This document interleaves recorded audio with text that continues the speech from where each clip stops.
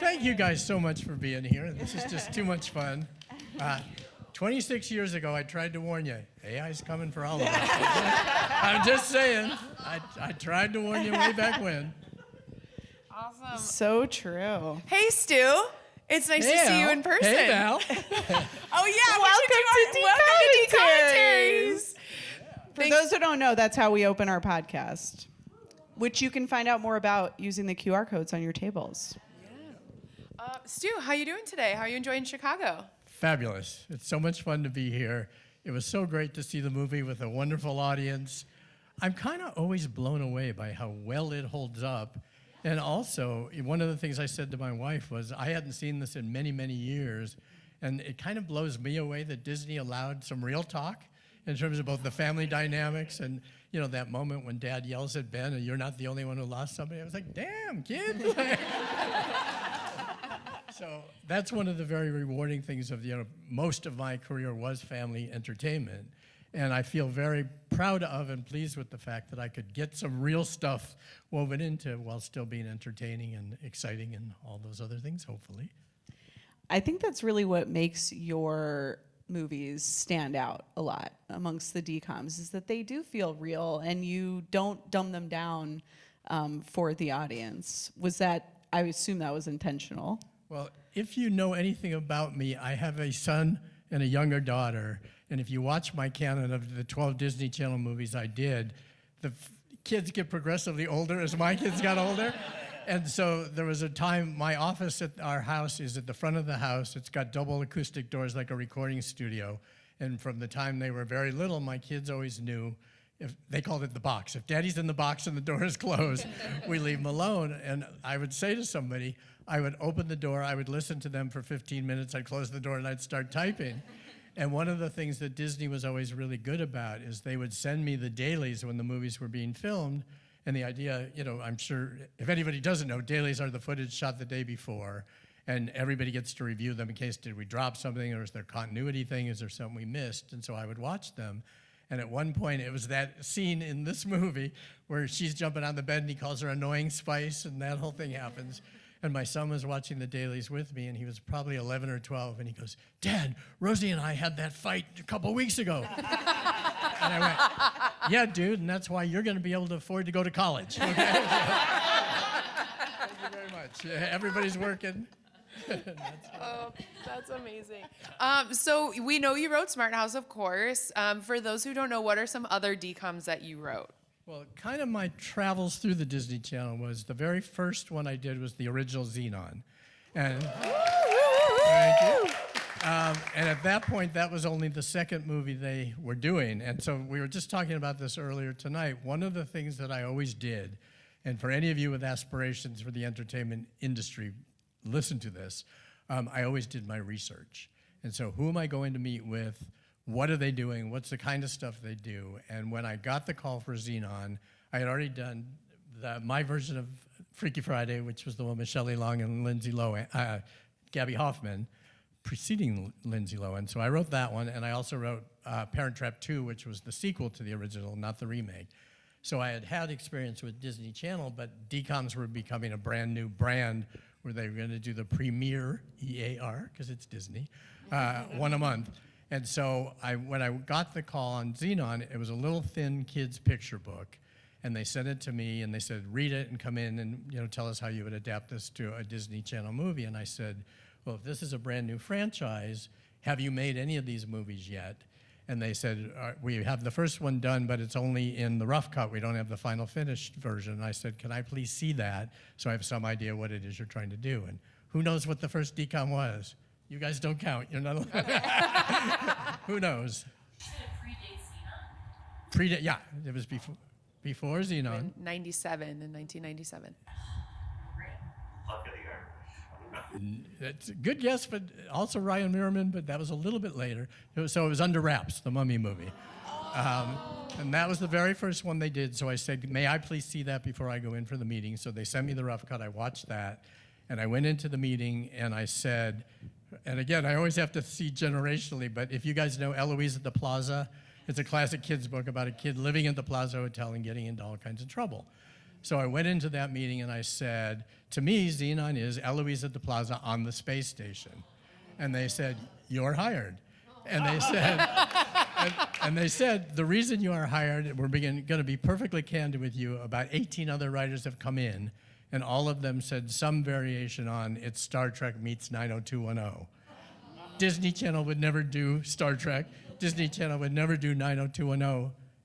Eloise at the Plaza on the space station, that's who we are, you're hired. So that started my relationship with them and the DCOMs. Then I ended up doing the other two sequels or Zequels. I always say when the Chipmunks came out with the Squeakquel, I was pissed. It was like, I gotta tell you, Zequel came first. You're ripping me off. I want credit here. So did the Zequel, did Z3, but in between, Smart House was after Zenon. That was next. And then I did Phantom of the Megaplex. And another great story about establishing your relationships with the people you're working with, that movie happened because the executive who was the head of movies at Disney Channel called me, and he said, I woke up this morning with this title in my head, Phantom of the Megaplex. I don't know what the movie is. You come back and tell me. So I went away and conjured up a story and came back and said, how about this? He said, once again, you're hired. So Phantom of the Megaplex, ultimately, True Confessions, Going to the Mat, Gotta Kick It Up. Si se puede. And then Poof Point, and I think the very last one was Cowbells. So a pretty good canon there. Yeah. And you have two that you weren't officially credited on, right? Very good. Yeah, that was Rip Girls. We've met before, Stu. And now you see it. Yes, absolutely. Yeah.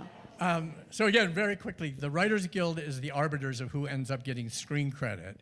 And as you saw in this one, it said William Hudson and Stu Krieger.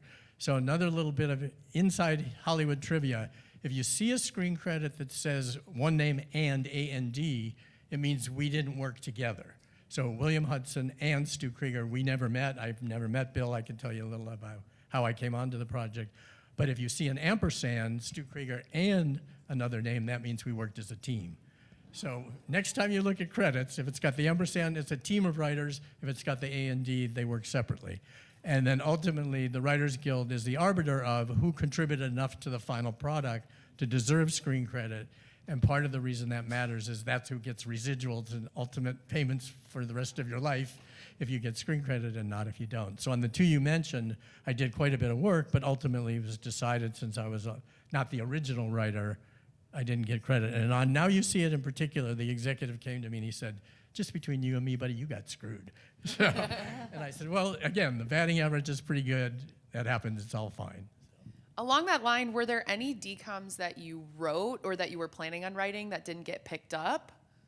Yes. There was one, and it was really, really interesting about, show business, what can I say? But this was a project that Raven actually came to me on, and she said, at that point, I don't want to act in the movies anymore. I'm producing, I want to produce something. I have a basic, concept of a thing. I would love to work with you on it. We knew each other from the Zenon movies. And we developed it together. We went and pitched it to the studio. They bought it in the room, which means right then and there they said, we want to move forward with you. We did 3 drafts of it. And then, because they're all really sleazy, everything you've ever heard, I got a call and they said, we're really sorry, Raven wants you off the project. And I said, well, you know what? That doesn't really sit right with me because this is all convoluted story, but I had seen her the night before at a social thing that I invited her to that she came to when we were together that evening. And I said, I kind of think if she was kicking me off the project, she probably would have said, no, I don't want to see you right now. Yeah. And so come to find out, the 2 executives in charge got in a fight over the project, and they wanted it canceled, but they didn't want to take responsibility, and they tried to wedge between us. Wow. So ultimately, she and I were fine. The executives and I, not so much. So that was the last thing that I was scheduled to do that I did not do, and then I was, peace out, I'm good with you guys. So. Wow. Yep. That's wild. So when writing DCOM specifically, did you have a lot of freedom with Disney, or was it pretty strict because of the Disney brand? Yeah, it's a little bit of both, and it's one of those things that I feel like I earned some of that trust, and so a really good example of that was True Confessions was a novel.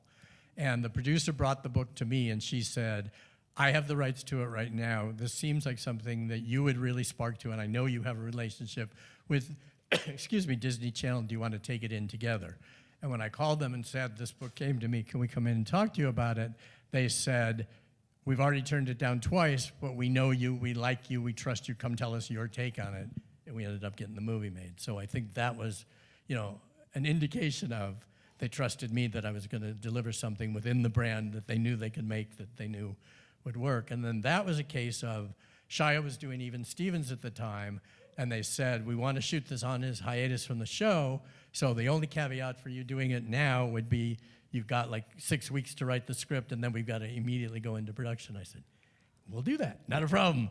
And that was, of everything I did in my entire career, inside and outside of Disney, that was the script that was the most, we just wrote it, we shot it, it was done. There was not a whole lot of time to monkey around. But you were always a pretty efficient writer. I mean, these were like, in many cases, 1 year apart or like not even. So yeah, and most of my time there during that era, I was working on 3 at once. And so it would be, you just turned in the draft of Zenon, and this explains the William Hudson part of Smart House.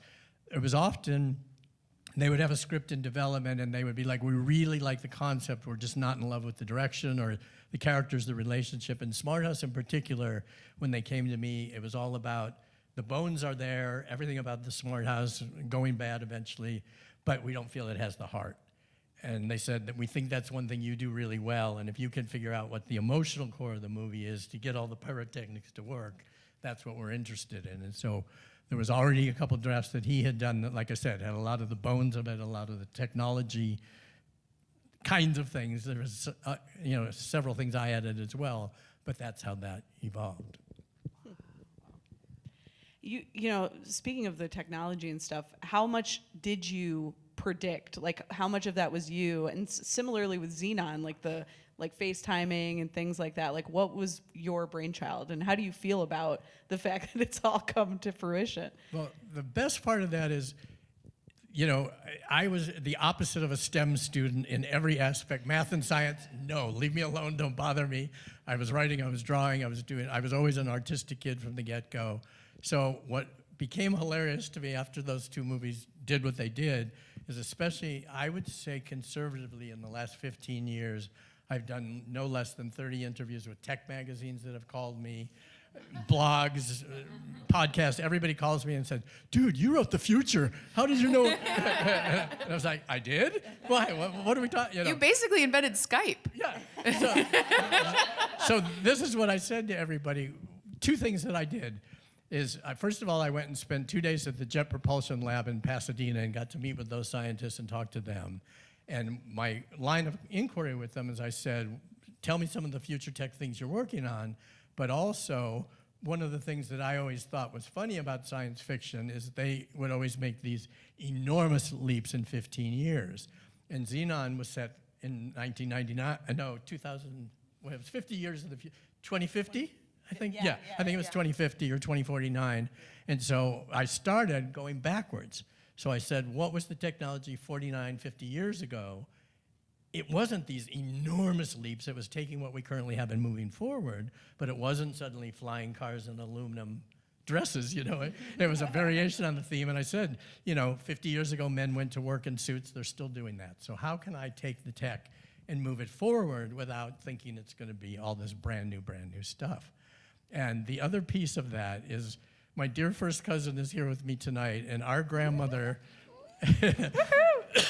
when our grandmother turned 90, I was sitting with her at her 90th birthday party, and I said to her, Nanny, don't you think you lived through the most remarkable technological leap ever, because you went from horse and buggy to man on the moon? I mean, she was born in 1901. And I said, you saw the birth of automobiles, you saw this, and now men are walking on the moon. And she put her hand on my arm and she said, honey, you only think that because you have no idea what's to come. And it was like, damn, girl. And so, part of the whole idea then with the Zenon was, where are these incremental leaps? So computers at the time took up half a room. They're going to be smaller. People are communicating this way. Excuse me, there's going to be an evolution of it.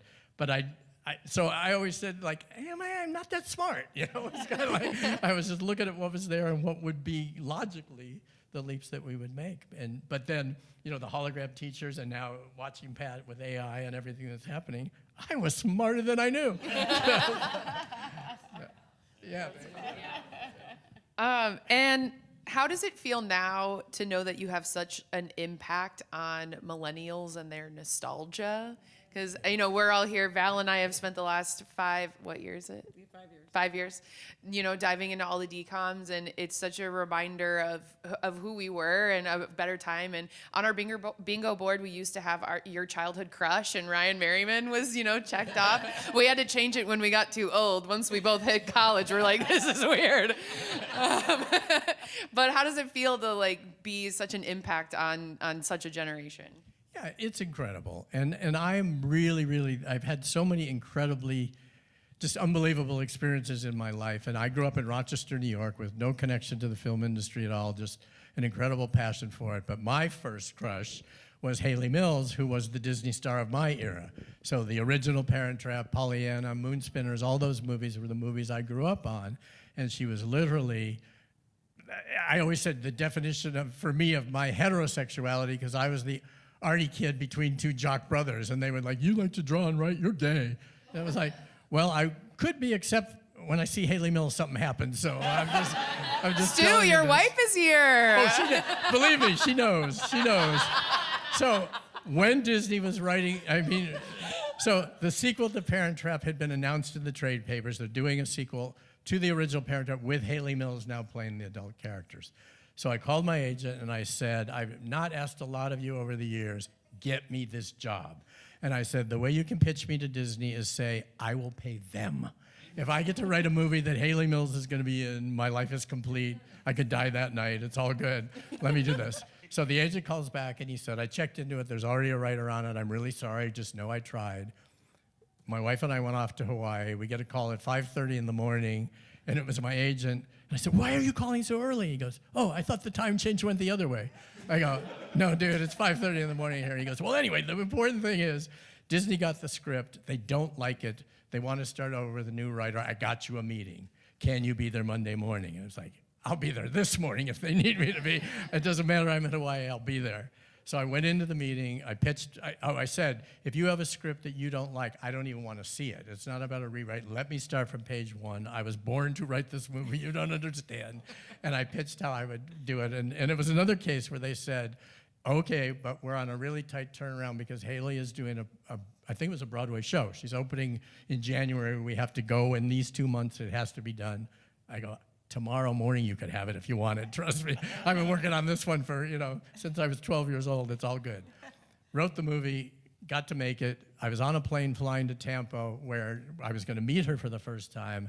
And everything that's playing in my head on the plane is all those stories of don't meet your heroes. And I'm thinking, like, what if she's a horrible person? I get there and all my childhood, I'm going to find out all these horrible, terrible things.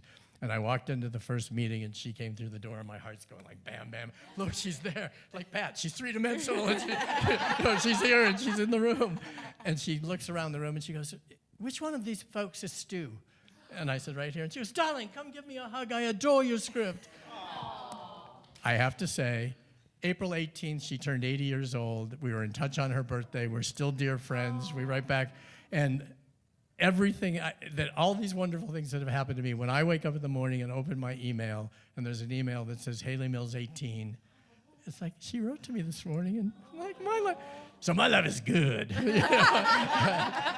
But again, it's a real testimony to follow your passion because dreams do come true. And there's no reason in the world why any of this stuff should have happened to me, and it has. So follow those dreams, guys, really, really, truly. We didn't bring any tissues. Oh, no. Speaking of epic opportunities, we haven't even touched on the fact that you also wrote The Land Before Time. We actually got someone in the audience wearing a Land Before Time sweatshirt. Nice, thank you. Very nice. Yeah! Very nice. Very nice.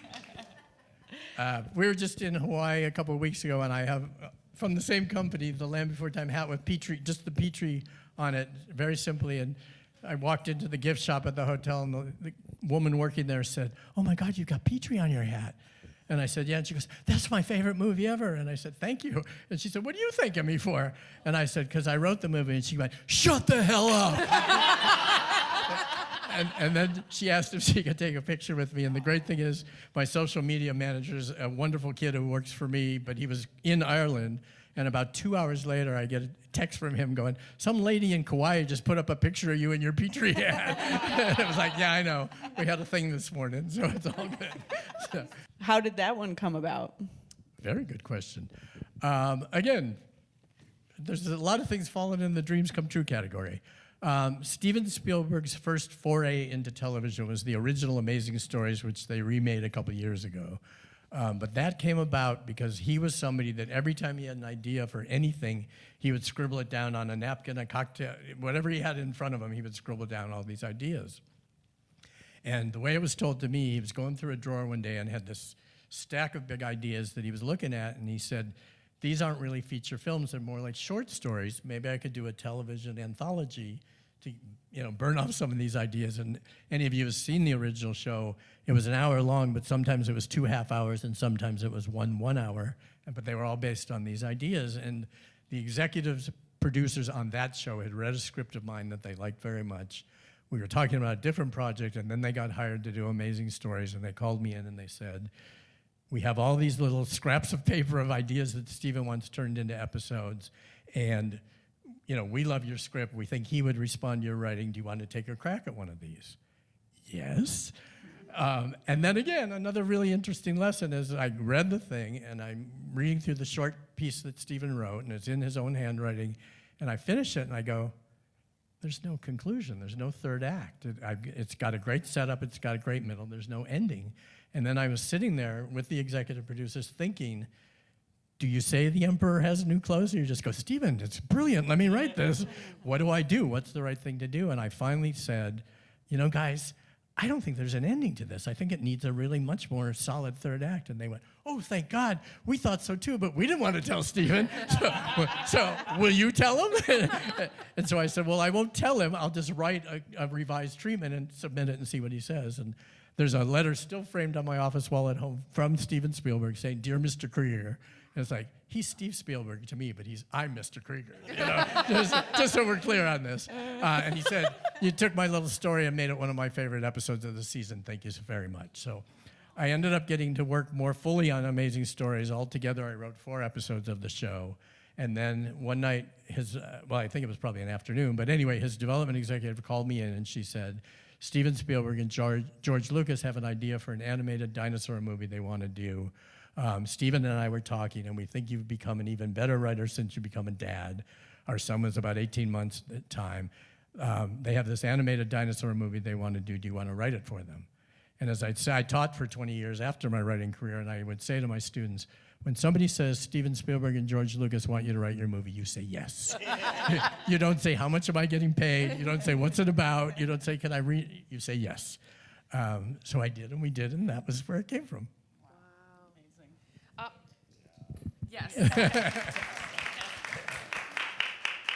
For all of the movies that you've written, you've previously mentioned that you weren't really on set, and you just kind of spoke on dailies as well.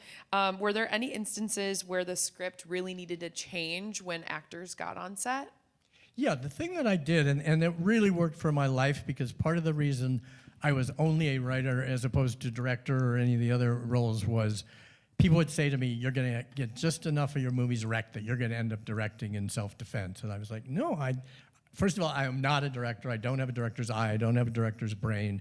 But I like being at home every day at 6 o'clock to have dinner with my family so I can spy on them and write more Disney Channel movies. But I know where my limitations are, and I want to be, I am very, very happy being a writer. But what I would do most of the time, and on, I think, all but a couple of the DCOMs, I would be invited for the table read the first time all the actors sit down and read through the script together. I was usually there for 4 or 5 days of rehearsals and the first 1 or 2 days of shooting. And then once everything was up and running, peace out, you know where to find me if you want me. But then I would get calls, and sometimes it was simple as, we're shooting in a diner tomorrow and that location just fell out. We have to shoot in a bowling alley instead. Can you rewrite the scene tonight to accommodate the new location? Sometimes it was an actor change. This actor fell out, so-and-so's coming in, can you adapt it more for them? but that was always, okay, this is how old I am. Can you put the pages in the fax machine and send them to us so we can shoot them tomorrow on location? And I did that a bunch as well. And you also wrote a song for the Zequel, right? This is true. So did not write Zoom, Zoom, Zoom. But in the Zequel, it was The Galaxy Is Ours was the song. And I was just telling my cousin earlier tonight, what happened with that was they were shooting in New Zealand, and I got a call probably like 4 o'clock in the afternoon in LA, and they said Disney had a team of songwriters that did all the music for all their stuff, and everything you saw in Smart House, all of those people were under contract to Disney. Anybody that was on the screens, any of them, they were all Disney contract players, so they had the rights to their stuff. And they said the songwriters delivered the song for the Zequel. We hate it. They don't really understand the spirit of the show. They don't understand the relationship, what protozoa means to her, the whole thing. Would you be able to take a crack at it? And I said, well, I've never written a song before, but sure, I can do that. And it seems to be a recurring theme, but they said, well, the problem is we're shooting it tomorrow, and do you think you could write it tonight and put it in the fax machine, and we'll see what we can do? So I wrote it in about 4 hours. I sent it to them. I woke up to a return fax that said, the musicians love it. We're recording it today and shooting it tonight. We'll send you the dailies. And there it was. So it was literally 2 days after I wrote it, I got to see the song in the movie. That's amazing. You kind of mentioned it a little bit of if you had to write a DCOM now. Yeah. So if you could make a DCOM today after all of your life experience, what would be your plot? Ooh, good. I'm going to say, give me 5 to get back to you. We can do other questions in between. That's too good. That's too good to just toss off. I said that to Val yesterday, too, and she said, that's a good question. That's a very good question. Yeah, I mean, the thing that I always liked about what I got to do with them, and it's part of why I went off on that Haley Mills tangent, is those Disney movies that I grew up on had such an impact on me. And it was The Absent-Minded Professor and Swiss Family Robinson and the original Parent Trap and all of those movies. But at the core, whatever the fantasy was, whatever the amazing element, like going to live in on the space station or having the House of the Future, any of that, they were about family. And sometimes it was found family, sometimes it was, community family, but it was always about family, and that at the end of the day, that's what you got, and that's what you got to rely on. And so one of the things that I was always really proud of with my work with them is that was at the core of all of those movies. And so whatever the new version would be, I know that would be at the core of it, but I'm trying to think what would be the fun version. I mean, probably, honestly, it would be some version of a Swiss Family Robinson type of thing, because that to me of like being stranded on an island with this fabulous treehouse riding an ostrich to work, that's kind of good. And I don't think there's been a real updated iteration of that, so. That's true. And if you think of something else, we can give you some time. We know 2 actors. Oh, yeah, that too, yes. All right. At least 2. We know at least 2. All right. We'll talk.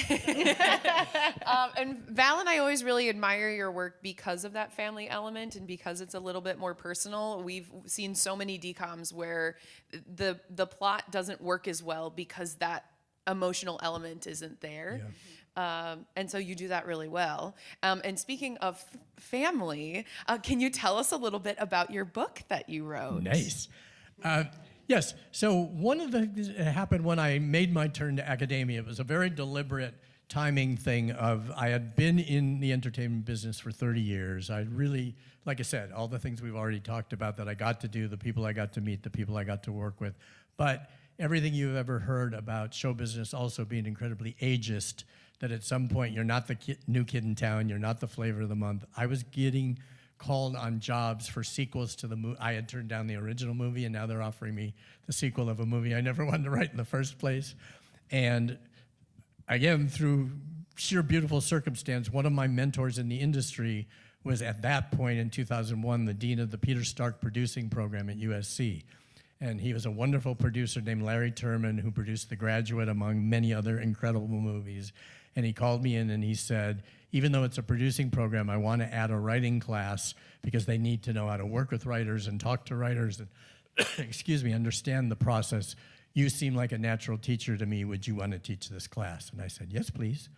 So I did that. I was really enjoying it. I came in one night and my wonderful wife said to me, you are so happy when you are teaching. You are doing something you clearly love that show business doesn't seem to be giving you the same thrill anymore when they're beating you up and offering jobs you don't want. Maybe you should be teaching more. And so I went and met with a friend who was teaching and said, if I want to teach, what should I do? He said, go to the Chronicle of Higher Education website, put in teaching in film and television writing. A position came up at UC Riverside. I applied for the job, got the job, and taught there for 20 years and just retired in June of last year. So the timing of it really was, it was a time when I felt like I have things to give back. I have lessons to impart. I have, I like working with writers. I like working with the creative process. I am happy to do this right now. But at the time, somebody said, so are you giving up writing for movies and television? I said, yeah, I really feel like been there, done that, got the t-shirt, I'm good. But I am a writer, I will always need to write. And so I wrote a first book that was published in 2017 called That One Cigarette. That was a counterfactual history about one event that influences the rest of history up until 2008. Available on Amazon. But the thing about writing books at that point in my life was they would be done when they would be done. I would get a publisher when I was done. I wasn't working against a deadline. I wasn't working on Disney Channel movies where everything I just said to you guys, we need it in 3 weeks, it's got to be this, it's got to be that.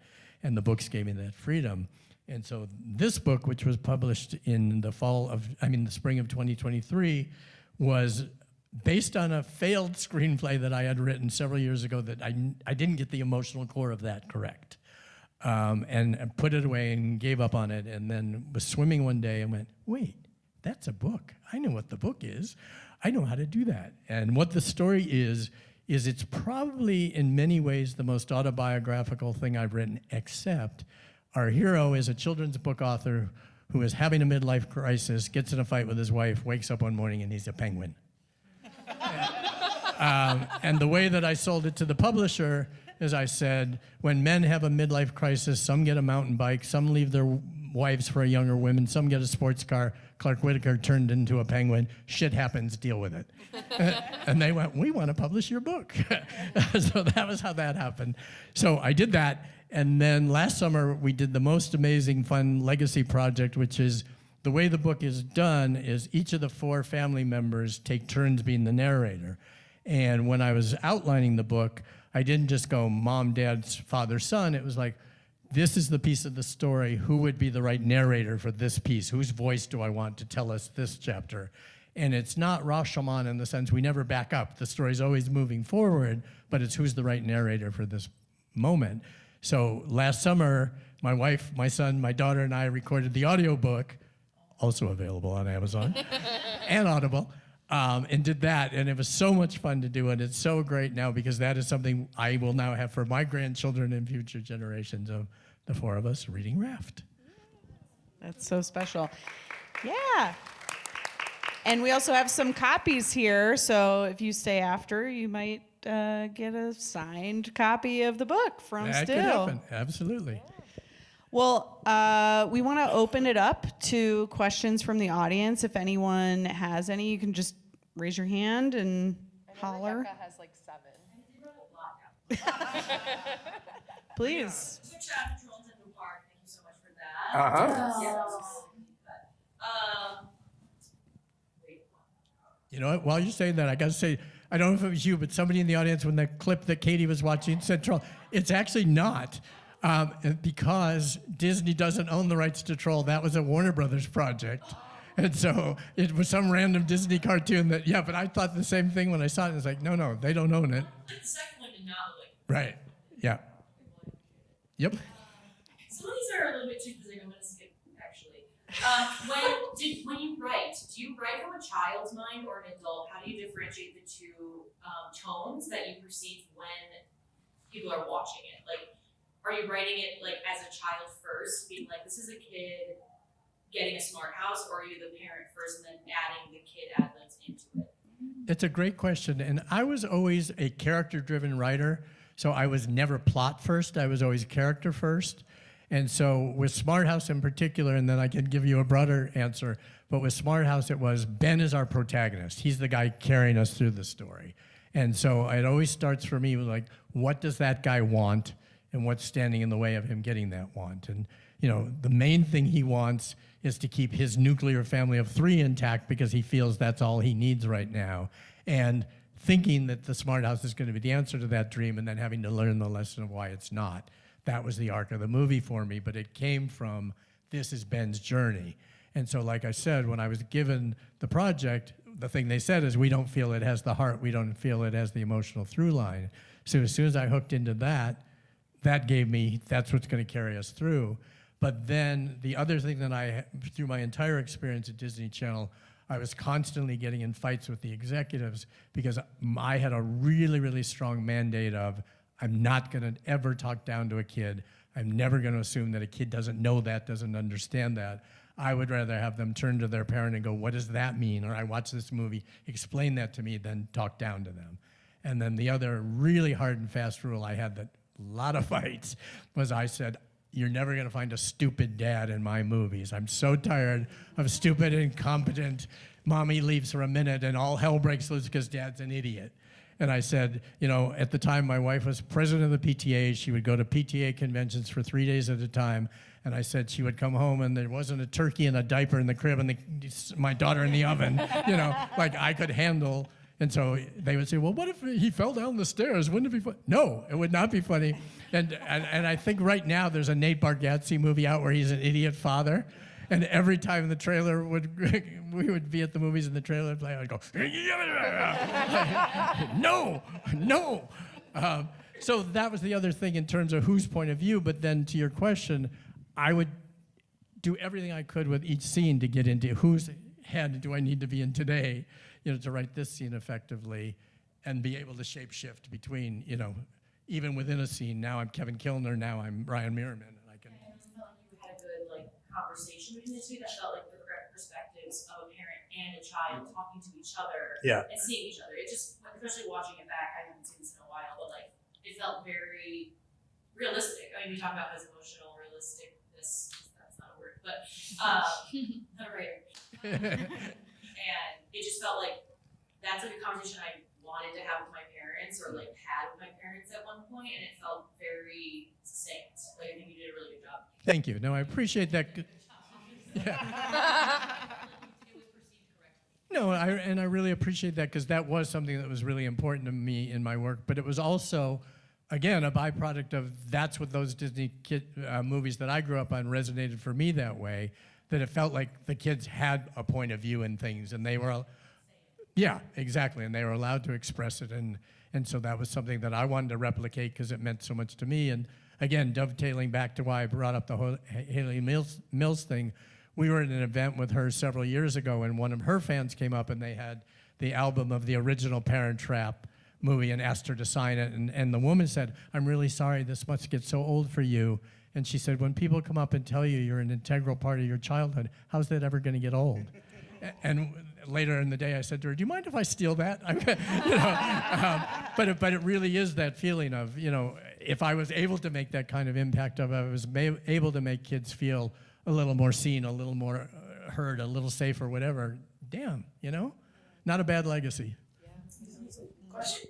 Yeah, I'm wondering about how much pop culture influences your work, if at all. 'Cause with Pat's first monologue, I was getting Glenn Close, Fatal Attraction kind of vibes.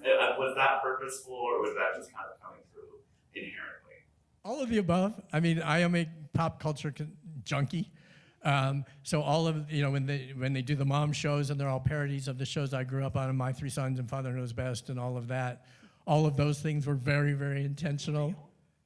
Well, so they were the mom versions of the shows that were very real when I was a kid, and even the logo of the one that was it was My Three Moms instead of My Two Dads. But that is the logo from My Three Sons was the legs of that. So all of that was very intentional because it was, again, parodying the stuff that I grew up on. But the Glenn Close reference, all of that is in there somewhere, and it all leaks out at some point. So yeah, nothing's an accident. When I think about some of the complicated topics that you approach, I know that we talk a lot about family, but then I think a lot about especially true confessions, maybe social economic status, and gotta pick it up, and then some of the things like loss and grief and Smart House. how did you find a way to make those approachable enough to sort of be not the main focus of these movies, but also be approachable, digestible, and like rule playful enough to be in these movies? You know what I mean? How did you manage to like make those part of these movies that we love so much, and just find a way to make these something that kids could watch, digest, and still relate to, even though they may have never experienced them? Yeah, and I think that's why Disney Channel was a really good collaborator for me, because even with things like I mentioned of how Phantom of the Megaplex came to me, there was always the fantasy element. There was always, and so for me, with one of my badges of honor at the Disney Channel that we've talked about is when I was saying that if it has the and, it means that I was not working with these other writers, but of the movies that I did, I was either the only writer or the last writer. And the reason it's important to be the last writer, it means your draft is the one that made them say, yes, we're making the movie. And so one of the things that I was always looking for was, what is that magical, fantastical element? What's the wish fulfillment? What was the thing as a kid that wouldn't it be neat? And, you know, with Luck of the Irish, if I had a leprechaun, with Swiss Family Robinson, if I lived in this fantastical treehouse, what's that magical wish fulfillment element that I would have wanted as a kid? And then how do I use that to discuss some of these, you know, issues that are important to me? And like I said, with True Confessions being based on the novel, for me it was then, I need to be true and balanced and real about what these kids experience. And then, you know, in that case, it was so much about Clara's point of view in terms of the sibling of somebody like that. How does it affect the family? And they're often, you know, projects about any special needs person is about them, but not about the other family members and how they may, you know, have to accommodate having that family member. And one of the nicest compliments I've gotten over the years, and several of my students would come in and go, I have a brother who's on the spectrum, and I had never seen a character like him portrayed on the air before. And my dad and I watched that movie and cried every Friday night for a month when it was on, because it was so meaningful to see that character portrayed. And it was like, again, damn, thank you. You know. So I think that was the combination of, you know, the wish fulfillment, things I would have wanted as a kid, coupled with then what's the truth of that situation as well. If you could play a role from any one of the movies you've written, what role would that be? I'm Zenon. Yeah! Let's be real. It's like any opportunity. I mean, the curiousness, the getting in trouble, the going where I'm not supposed to go because somebody told me no. I'm in. Absolutely. A dream. Any other question? Oh, yeah, Shane. Have you seen Littlefoot, the Land Before Time remake that they're working on? It's a great thing because it's not real. The beautiful thing about, and again, be careful on the internet, ladies and gentlemen. If you look at any of the trailers and the little things that he's been putting up for years now, it says Walt Disney Presents. Oh, does it? Land Before Time is a Universal property. Disney has nothing to do with it. So when people would say to me, dude, they're remaking your movie, and like I'd get all these freaked out emails and contacts and all the rest of it. I go, no, they're actually not. He's trying to promote his own life and career, but the movie is not being remade currently. That is a Universal property, not Disney. So that's the good news. Stu lawyered up. He lawyered up. What's your favorite piece of writing that you didn't write? Am I allowed to go out of the family genre? Yeah. Yeah. I mean, no, I'm hesitating because there are two movies that I can see once a week and still think they're amazing. And the aforementioned Graduate is one of them. And for any of you that have not seen it, you must. And one of the most gratifying experiences in recent history for me is my assistant that I mentioned is a lad from Ireland who was my student to begin with, and he needed a job, and I hired him to be my social media manager for a few months, and that was 4 years ago. And he's incredible, and he had never seen the movie, and I said, you can't work for me until we watch The Graduate together. And we sat down and watched the movie, and he was laughing, and I don't think he was faking it, but he was laughing in all the right places, and then at the end he went, that was amazing. I go, see, you can stay employed with me, because if you had said anything less than that, you would have been out on the street. So I highly recommend The Graduate if you hadn't seen it, but that's a movie for me that part of why I find it so remarkable is when I first saw it, I was in high school, and I thought it had a completely different ending than I thought when I saw it after I graduated college. And it had a whole new ending again when I was a married man with children. the ending didn't change. I did. But the movie's incredible. And then One Flew Over the Cuckoo's Nest with Jack Nicholson, I also think is a flawless piece of filmmaking in terms of every moment of it is there for a reason and works and won 5 Oscars, and it's a great movie. So I think those two. I think we have time for 2 more questions. Rebecca, you want to pick? Yeah, go for it. I mean, I assume most writers are writers to move, like you've been doing this your whole life. Did you know that you always wanted to go into screenplay or teleplay, or were you trying to do like more novels to begin with, and then you kind of fell into TV and movie? Like, how did you get from writing at the beginning to where you are? I think I told you guys this on the first podcast that we did, that I was a freak. In that, grew up in Rochester, New York, had no connection to the industry whatsoever, and my family did a vacation to LA when I was 12 years old, and we were there for 2 weeks, and at the end of the 2 weeks, and we got to do incredible things, and it was a friend of my dad's got us a tour of the Disney studios when it's not a thing. They're not like Universal, they don't do tours. But somehow he got us a tour, and we got to go on the sets for Mary Poppins. We're still up, and we were dancing around Hyde Park set and doing all of that. And at the end of the 2 weeks, I can picture the whole scene. We were at the pool at the hotel we were staying in, and I said to my parents, so I got to get something straight.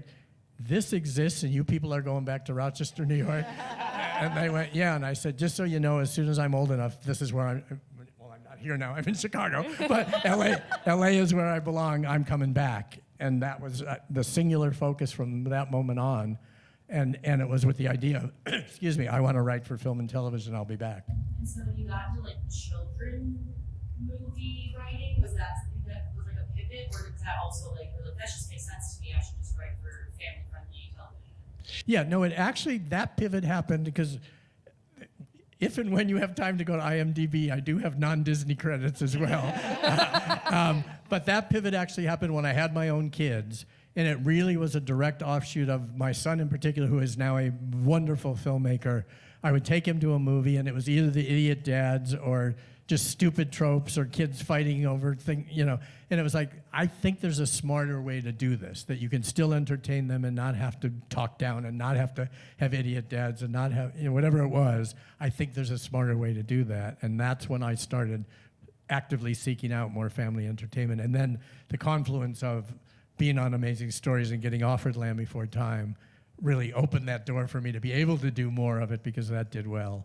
But it was a very conscious pivot at that point of, I want to do something for kids that's a little bit smarter and a little bit some more. Yeah. Yeah, absolutely. Yeah, thank you. Yeah, last question right here. Yeah, you said your relationship with Disney started with the Parent Trap sequel, and then your last DCOM was Cowbells. Yeah. I think something that's so impressive is that you were able to, so many of your movies feel evergreen because we feel we're interacting with real teenagers. How are you able to stay present, make those characters feel like they existed in real time, and not feel like an adult writing little kids or something like that? Just listening, and really, for any of you who want to be writers, and if it's comedy, if it's improv, whatever it is, it's really about listening. And, I am blessed and cursed with the fact that I actually can multitask, which a lot of people claim and cannot. And one of the things that my poor wife has had to endure for 45 years is I can be out to dinner and fully engaged in a conversation with her and listening to the conversation behind me. And at some point she'll go, "You're listening to the guys behind us, aren't you?" I go, "Yeah, but I'm getting really good shit, so be patient with me." And that's really, I would say, the answer to your question is that. So what I said very flippantly earlier about opening the door and listening to my kids, it was really listening to them. And so what are the things they're worried about? What are the things they're concerned about? What are the things they're talking to their friends about? And then, like I said, with the Disney movies, watching them age up, it was, well, now I got to write, a 14-year-old and a 10-year-old because that's what I know right now versus, so fortunately they continued to grow up too, so that really helped. Are there any other family members that have books being published? Ladies and gentlemen, meet my wife, Hillary. I'm actually very, very glad she said that because our son has a novel coming out October 27th. It's called The Seventh Ribbon. It's romantasy, and it's really good. I know I might be a tiny bit prejudiced, But it's really good, and he's in the process right now. Hachette, who's a major publisher, is publishing it. They are gathering endorsement quotes from people in the genre, and he's gotten so far 3 incredible quotes from New York Times best-selling authors on the par of, I will be thinking about this book for years to come kind of stuff. So October 27th, Gus Krieger, The Seventh Ribbon, check it out. Woo! Thank you, Andy. Amazing. Thank you. Well, I think we are running a little low on time, but we thank you all so much for being here, and thank you so much to you, Stu, for making time to do this. We're so happy we got to see you in person. Thank you for inviting me.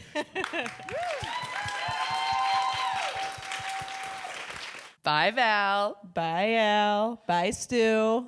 Bye, Stu.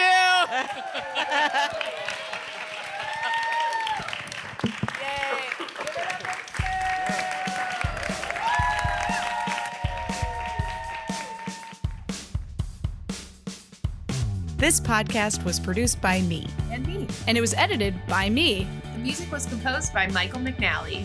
You can find us online at thetridentnetwork.com/dcommentaries-pod. And you can find us on Instagram and TikTok at dcommentaries. D-Commentaries is a part of the Trident Network. To learn more about our videos, live shows, and other podcasts, please visit thetridentnetwork.com. Disney Channel original movies. Damn it, Allie.